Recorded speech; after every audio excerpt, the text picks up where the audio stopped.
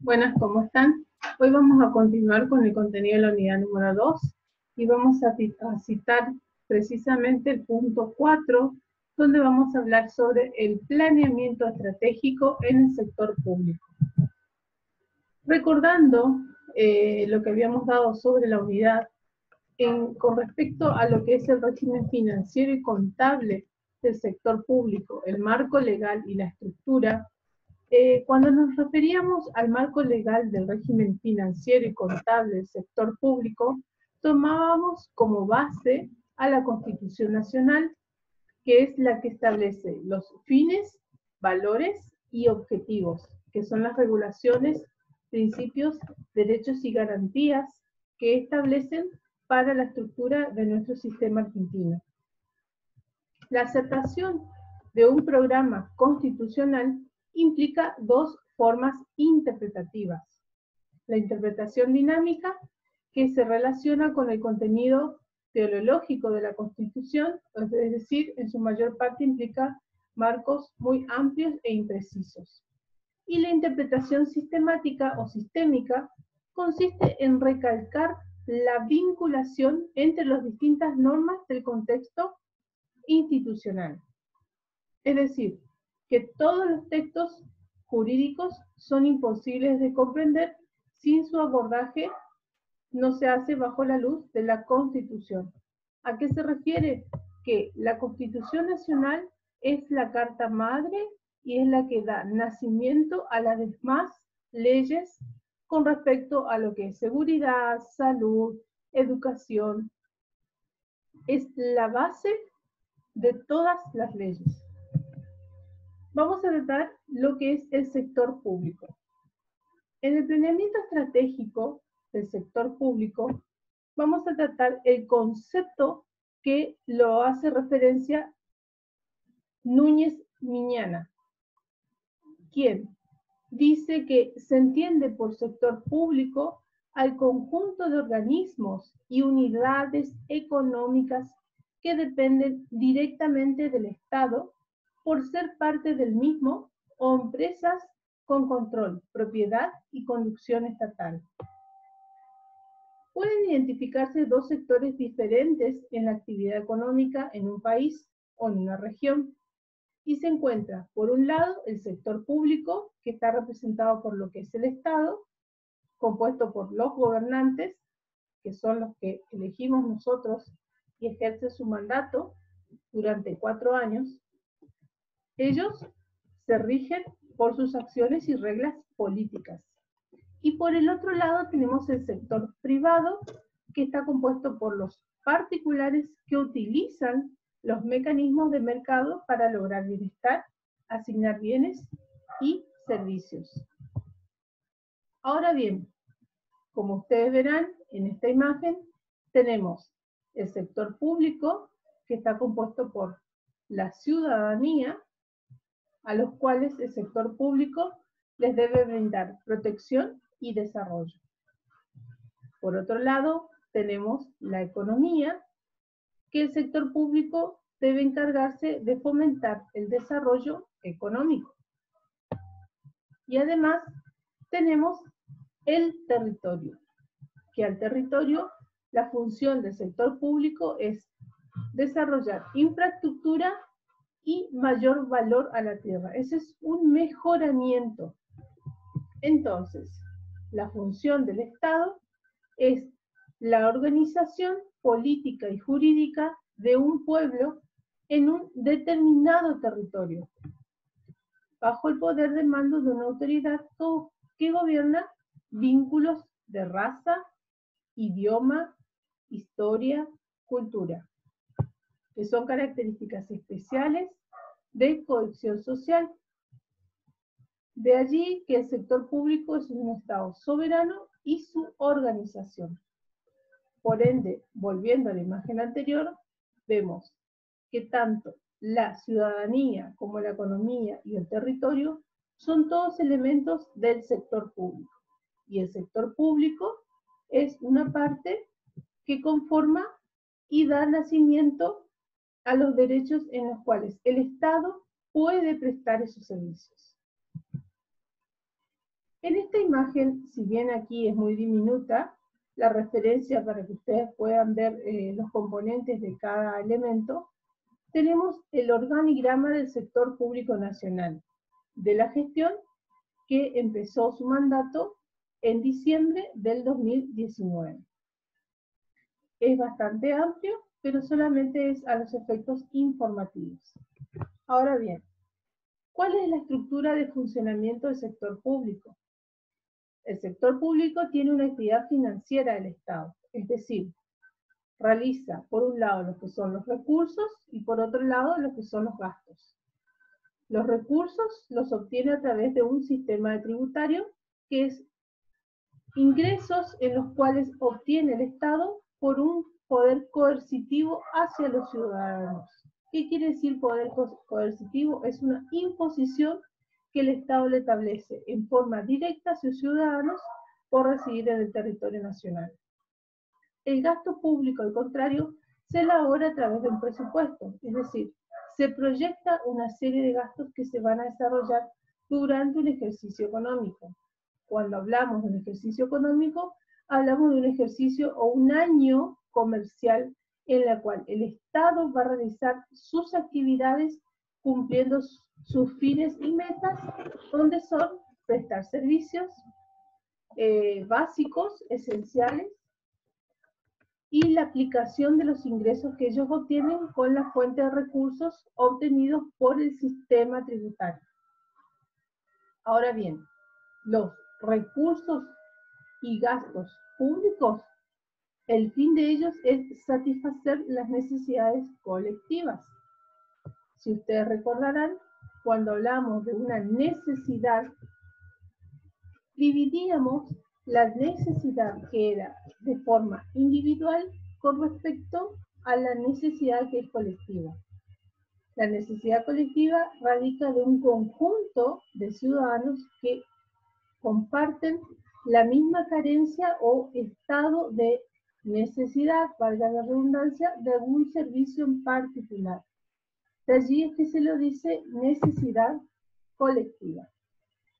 Esta necesidad colectiva se brinda un servicio que se denomina público para la prestación o cumplimiento en el que el Estado le devuelve a sus ciudadanos luego de que ellos aporten a través de sus tributos al Estado. ¿Cuál es la finalidad pública? La recaudación de los recursos debería tener una finalidad, y esta debe ser la de aplicar a los fines de financiar la actividad estatal. De allí es que cuando hablamos de finalidad es el fin, es el objetivo, es financiar esa actividad. Por eso es una finalidad pública. El propósito siempre va a ser público, ya sea para actividad fiscal o extrafiscal. No se trata de ver si es lícito que el Estado aplique los recursos que son, por ejemplo, de provisión de bienes o servicios públicos, sino que a su propio actuar es por sí mismo un acto público. En conclusión, la finalidad pública es el fin de financiar las actividades. Y todo acto que realice el Estado, por ser el Estado parte de realizar esos actos, se lo dice son actividades públicas. El fin de la finalidad pública o el objetivo es identificar las brechas de atención o necesidades de las poblaciones específicas. Hablando, como recién cité, que una necesidad pública o una necesidad colectiva está dada del conjunto de necesidades de una población. Esta población espera que el Estado, a través de una implementación, de una intervención, de una actividad, y en el marco de un presupuesto que establezca realizar una actividad para prestarlos, los contribuyan a través de un gasto público que realice el Estado a su favor. Es decir, se vean beneficiados con este gasto. Viendo en esta imagen, ustedes verán que en nuestro sistema argentino tenemos una forma de gobierno y un estado de gobierno. La forma y el estado de gobierno se adopta en un sistema representativo, republicano y federal. Cuando hablamos de republicano, ¿a qué se refiere? ¿Cuál es el fin? Garantizar las libertades individuales de los ciudadanos. Estas libertades individuales se ven cubiertas, se ven garantizadas en el normal funcionamiento de las actividades privadas de estas personas. Y el Estado lo que debe hacer es velar para que estas personas, estos ciudadanos, desarrollen sus actividades y los proteja. División, control y equilibrio de los poderes. Ustedes saben que el Estado está compuesto por 3 poderes: el poder legislativo, el poder ejecutivo y el poder judicial. El legislativo se encarga de legislar, es decir, controlar al gobierno de turno. El poder ejecutivo, su función es de aplicar las leyes y gobernar el país, es el que lo practica. Y el poder judicial, su función es juzgar a los que incumplen la ley, es el ente regulador. Ahora bien, ¿cuál es la actividad financiera del Estado o a qué se refiere?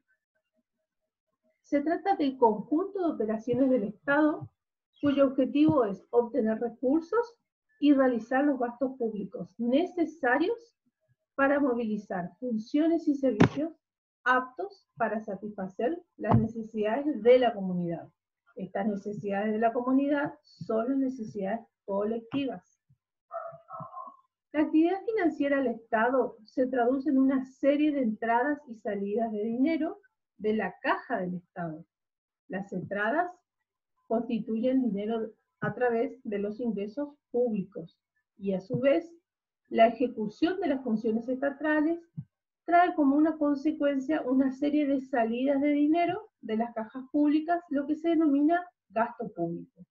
Entonces, acá tenemos una primera definición de lo que sería ingreso público y gasto público. Entrada de dinero se refiere a ingresos públicos. Salida de dinero se refiere a gastos públicos. Más adelante vamos a ver cómo es la forma en la que se realiza un ingreso público o un gasto público. ¿Cuáles son los sujetos de la actividad financiera estatal? Uno de los elementos que distingue la actividad financiera de la económica es la que el sujeto activo, el activo de esta actividad financiera posee poder de coacción. ¿Qué se refiere al poder de coacción que mencioné recién? Es el poder de imposición, poder de obligarlos. Es decir, si el Estado a ustedes les obliga, les impone el pago de un impuesto, es a raíz de la prestación de un servicio que el Estado ya les brinda, y de esa forma el Estado se beneficia con ese pago y puede cubrir esos gastos que realiza. Entonces es un ciclo que vuelve, digamos, el Estado presta el servicio y ustedes lo devuelven con el pago de los impuestos. ¿Quién es el sujeto activo? Es el titular del derecho a cobrar el tributo en virtud de unas leyes que imparte al ciudadano. Por ejemplo, como sujeto activo podemos encontrar a lo que es representaciones del Estado, servicios de agua potable, servicios de energía eléctrica, instituciones de regulación en cuanto a la actividad económica, la administración provincial, la administración tributaria nacional, la administración tributaria provincial, son representaciones del Estado. Esa es la imagen que ustedes tienen del Estado. Sujetos pasivos somos todos nosotros, somos todos los que debemos cumplir, los que debemos presentar la información, los que debemos pagar servicios. Es el contribuyente, es el ciudadano, es el que está obligado a pagar los tributos por una ley en el momento que ella los fija. Momento del hecho imponible, es decir, el momento que ocurre la situación en la cual a nosotros nos obligan el pago. Por ejemplo, tenemos una construcción de un asfalto sobre el frente de nuestra vivienda. Eso es un beneficio. Entonces, ese beneficio se traduce en un mejoramiento, una valorización de nuestra propiedad. Tenemos un servicio de cloaca, un servicio de iluminación, alumbrado público. Entonces, todos esos servicios que nosotros tenemos como beneficio, lo tenemos que devolver con el pago de un canon. Ese canon es el impuesto a la contribución y mejoras, por ejemplo. Otro tipo de forma de verlo como sujeto pasivo es la provisión de agua potable. Todos los que tenemos servicio de agua potable, al contratar o hacer la conexión de ese servicio, tenemos un beneficio, entonces estamos obligados al pago. Ahora bien, la pregunta que les quiero hacer es, ¿el Estado puede ser sujeto activo y pasivo a la vez de una actividad? Sí, la respuesta es sí. El Estado puede ser sujeto activo y pasivo cuando opera como empresario en una actividad económica. Vamos a ver más ejemplos. Vamos a ir empezando a desmenuzar los conceptos que están muy esporádicamente dados en los temas anteriores, dado que esta unidad es bastante extensa y rica en contenido. Vamos a ver lo que es el sistema tributario. Recién estábamos mencionando que las necesidades que son colectivas, el deber del Estado de cubrir esas necesidades, la forma en que el Estado cubre esas necesidades. Vimos lo que es la definición de ingresos públicos, lo que son los gastos públicos, quién es el sujeto activo o el poder coercitivo que establece sobre los ciudadanos, quiénes somos los sujetos pasivos o los obligados al pago. Todo eso se debe gracias al sistema tributario. El sistema tributario es la organización legal, administrativa y técnica que el Estado crea con el fin de ejercer de forma eficaz y objetiva el poder tributario. Los tributos son obligaciones dinerarias impuestas unilateralmente y exigidas por la administración pública a partir de una ley, cuyo importe se destina a solventar el gasto público. Por lo tanto, es una prestación patrimonial de carácter público que se exige a los particulares. Ahora bien, vamos a ir desmenuzando aún más los conceptos. ¿Qué es un recurso público? Todas las percepciones e ingresos que percibe el Estado de cualquier naturaleza que sea con el objeto de financiar los gastos públicos. Los estados modernos reciben ingresos de los ciudadanos a través de los impuestos. Entonces, el Estado, con el presupuesto público, recibe ingresos por cobro de impuestos, la venta de bienes producidos por empresas públicas, las utilidades que generan estas mismas, por ventas o alquileres de propiedades, o por multas impuestas. Estos son estándares en los cuales el Estado puede obtener ingresos para seguir prestando sus servicios. En este recuadro vamos a ver cuáles son las fuentes de recursos públicos.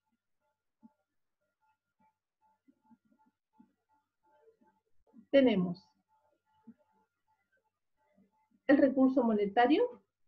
Acá se consideran principalmente las emisiones de la moneda que realiza el Estado.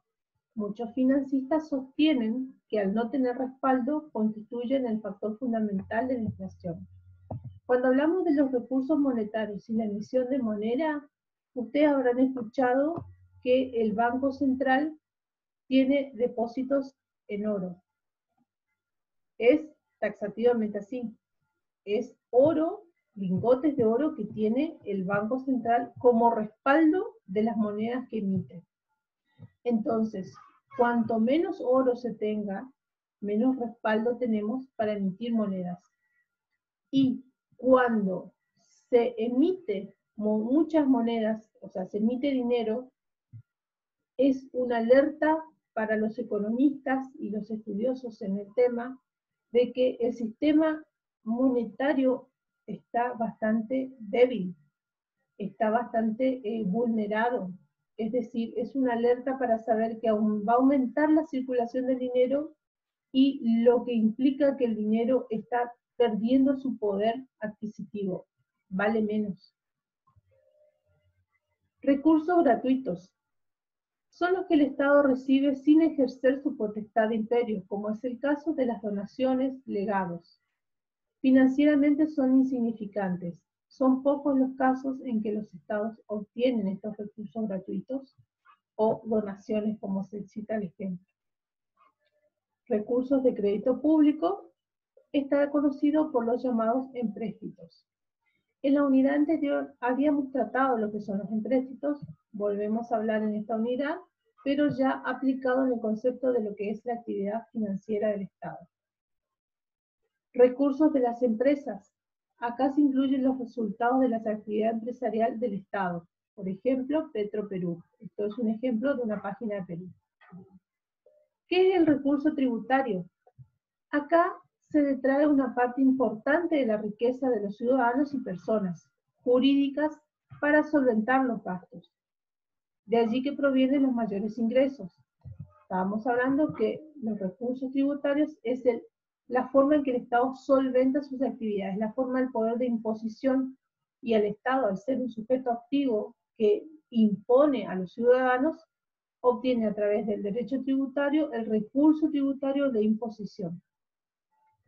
Recursos patrimoniales propiamente dichos o de dominio. Acá se denominan los bienes de dominio público y de dominio privado.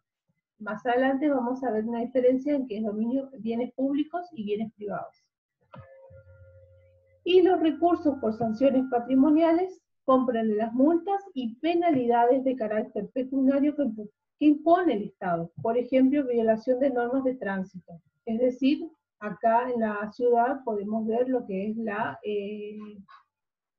el juzgado de faltas, el que establece o sanciona medidas de causas en las cuales faltan a la normalidad o a la regla de las actividades normales.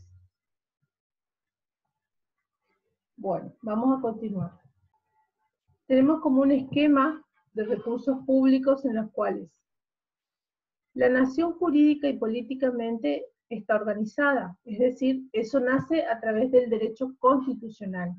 Ahora, cuando hablamos de la jurisdicción, lo que se establece nación, provincia o municipios, en cuanto a lo que es la jurisdicción nacional o provincial, nace a través del derecho administrativo. Y lo que es referente a la municipalidad o comunal es el derecho municipal.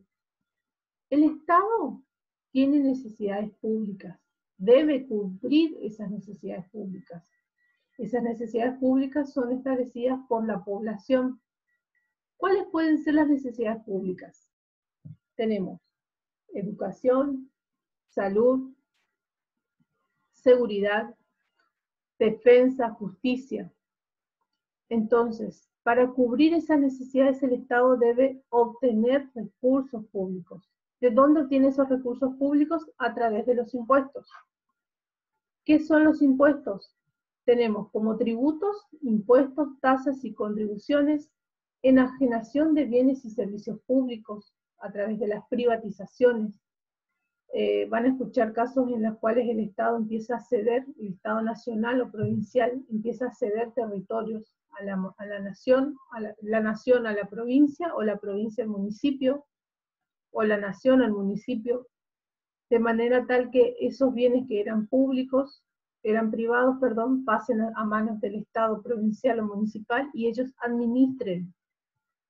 Derechos de exportación, retención, deuda externa.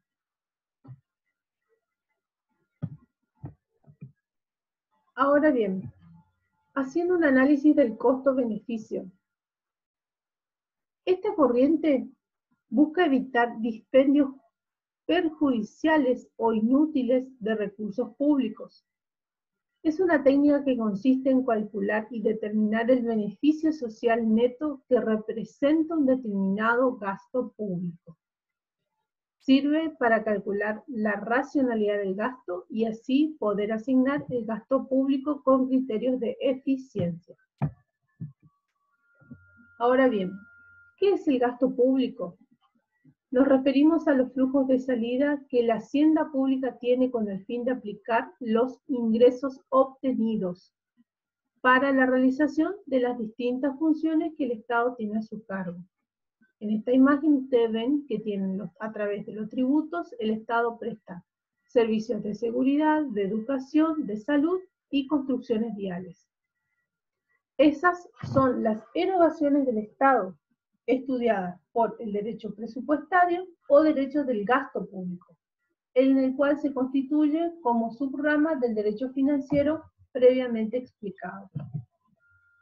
Ahora, ¿cuál es el criterio de distribución del gasto? ¿Cómo se van a realizar los gastos de la forma en la cual se lleve un seguimiento, se lleve una estructura o un orden de pasos o un orden de prioridades? Lo común es que el gasto público se financie por impuestos, que suponen una carga fiscal repartida entre todos los contribuyentes. Mientras que los distintos programas de gastos públicos se concentran en grupos más reducidos de personas que pueden ser o no contribuyentes. Por ejemplo, construir una empresa hidroeléctrica beneficia a la población que está más cerca, pero seguramente se financia con los tributos de la comunidad en su conjunto. En materia cultural y social, el aumento del nivel de vida importa también el incremento de la cobertura de dichas necesidades.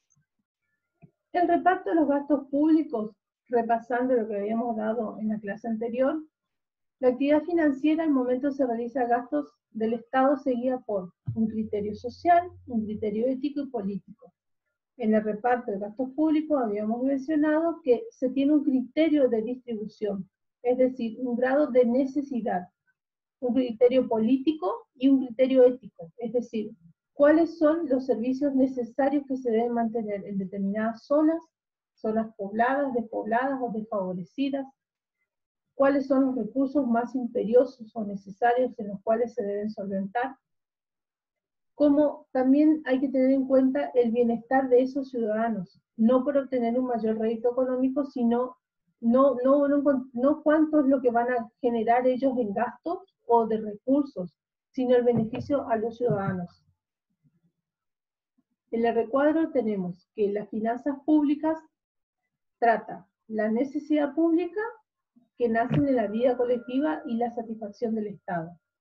El servicio público, que son las actividades que realiza el Estado para satisfacer las necesidades públicas, y el gasto y los recursos públicos, que son a través de la satisfacción de las necesidades públicas, que realiza el Estado mediante erogación y previsión de recursos. Lo importante es que esta prestación de servicios lo realice en forma eficiente y eficaz. Eficiencia, que es la medida normativa de la utilización de los recursos en el proceso. Relación técnica entre las entradas y salidas y relación entre el costo y beneficio, que mencionamos recién. Y la eficacia es la medida de la consecución de los resultados, que sean provechosos esas aplicaciones. Y la capacidad de satisfacer una necesidad de la sociedad mediante el suministro de productos o servicios. Bueno, continuamos en el próximo video.